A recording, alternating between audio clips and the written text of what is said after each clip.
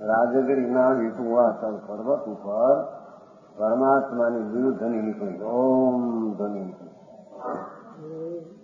એને સાંભળીને ગંધર્વદેવે 12 અને 14 ફૂલ રચ્યા.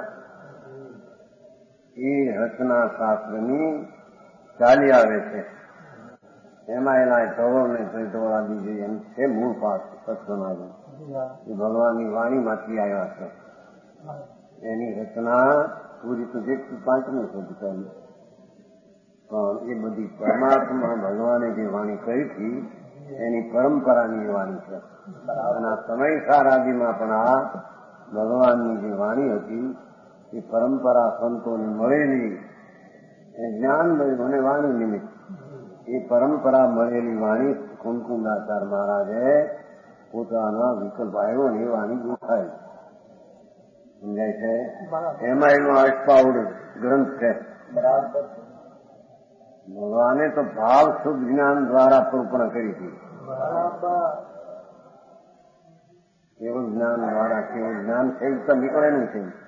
ભાવ શુદ્ધથી નિરૂપણ કરી અને શ્રોતાઓ ગંધર્વાદીને ભાવ શુદ્ધપણે પરિણમ્યું. મૂળ અર્થના કરતા ભગવાન મહાવીર તીર્થંકર અને સૂત્રના કરતા ગણધર, દ્રઢ સૂત્રના કરતા ગણધર, ભાવ અર્થના કરતા તીર્થંકર દેવ. એ વાણી પરંપરા અત્યાર સુધી ચાલી આવે છે. સમજાણું કાંઈ? એ વાણીમાં અષ્ટાવડ આપણું કામ. કુમકુંદાચાર દેવ સંવત લગભગ 49માં થયા. એમને આખી પરંપરા પણ મળેલું અને બાકી ભગવાન પાસે ગયા. સિમંદર ભગવાન મહાવીર ક્ષેત્રમાં બિરાજે છે. ત્યારે પણ એ જ હતા ને હજી તો લંબજો વર્ત રહેવાના.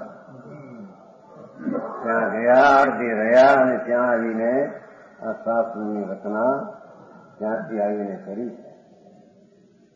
એમાં અહીંયા ફર્સ્ટ પાઉડમાં ચારિત્ર પાઉડ ચાલે આપણે.